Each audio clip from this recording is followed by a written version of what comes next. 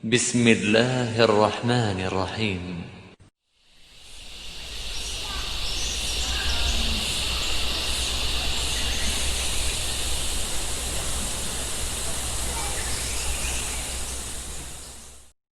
Bismillahirrahmanirrahim. Assalamualaikum warahmatullahi wabarakatuh. Berjumpa kembali dengan Umu dalam pembelajaran biologi. Insya Allah hari ini kita akan membahas tentang pembelahan sel, yaitu mitosis dan meiosis. Masih ingat apa itu mitosis? Silahkan buka buku catatan di kelas 11 yang sudah kita pelajari sebelumnya. Mitosis adalah pembelahan sel somatis atau tubuh, fungsinya untuk pertumbuhan, regenerasi sel, serta reproduksi aseksual. Mitosis menghasilkan dua sel anak yang identik dengan induknya. Jika sel induk yang membelah memiliki kromosom diploid atau 2N, maka sel anakan yang dihasilkan juga diploid. Pada mitosis hanya terjadi satu kali pembelahan yang diawali dengan interfase. Interfase bukanlah bagian dari mitosis itu sendiri. Nah, ini interfase terdiri atas 3 fase, G1, S, dan G2. Fase pertama yaitu profase di mana nukleus dan membran inti menghilang. Kromatin memendek dan menebal menjadi kromatid. Pada sel hewan, sentriol terbelah menjadi dua dan masing-masing bergerak menuju kutub yang berlawanan. Gelendong pembelahan atau benang spidel terbentuk mengikat kromosom pada sentromernya.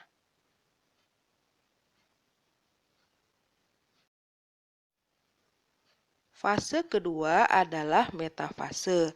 Kromatid mengatur diri dan berjejer di bidang pembelahan atau bidang ekuator. Pada fase ini jumlah kromosom dapat dihitung. Selanjutnya, fase yang ketiga adalah anafase. Sentromer membelah sehingga kromatid terbelah menjadi dua. Masing-masing kromatid bergerak ke arah kutub yang berlawanan. Fase terakhir adalah telofase, di mana kromatid sampai ke kutub dan berubah menjadi kromatin atau benang-benang halus. Membran inti terbentuk kembali, benang-benang spindle lenyap, nukleus dan membran nukleus terbentuk kembali, dan terbentuk membran sel yang membelah sitoplasma menjadi dua. Nah, ini fase keseluruhannya bisa dilihat dari mulai interfase sampai ke telofase. Ingat saja, Profesor Meta anaknya suka telur. Selanjutnya adalah meiosis. Apa itu meiosis? Meiosis merupakan pembelahan pada sel gamet kelamin. Meiosis disebut juga pembelahan reduksi, yaitu pembelahan sel induk diploid atau 2N yang menghasilkan 4 sel anakan yang haploid atau N. Gamet yang dihasilkan bersifat tidak identik dengan induknya, hanya setengah induknya sehingga menyebabkan adanya variasi genetik. Terjadi dua kali pembelahan pada meiosis, meiosis 1 dan meiosis 2 tanpa diselingi interfase. Nah, ini meiosis 1 terdiri dari profase, metafase 1, anafase 1, dan telofase 1 serta sitokinase. Meiosis 2 terdiri dari profase 2, metafase 2, anafase 2, telofase, dan sitokinase 2. Selanjutnya adalah meiosis pada pembentukan gamet. Gamet sendiri dibedakan menjadi jantan dan betina. Yang pertama adalah spermatogenesis atau proses pembentukan sperma. Sel induk sperma atau spermatogonium membesar menjadi spermatosit primer.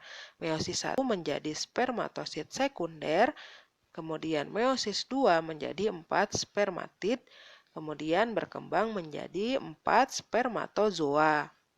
Ada 4 spermatozoa yang dihasilkan. Kemudian pada betina ada oogenesis atau proses menghasilkan sel telur. Sel induk telur atau oogonium membesar membentuk oosit primer. Meiosis 1 terjadi membentuk oosit sekunder dan badan kutub 1. Meiosis 2 membelah menjadi ovum dan badan kutub yang lain, kemudian badan kutub yang lainnya membelah menjadi 2 badan kutub, sehingga dihasilkan 1 ovum fungsional dan 3 badan kutub. Cukupkan pembelajaran kita hari ini. Kita tutup dengan doa akhir majelis. Subhanaka Allahumma wa bihamdika asyhadu an la ilaha illa anta astaghfiruka wa atubu ilaik. Assalamualaikum warahmatullahi wabarakatuh.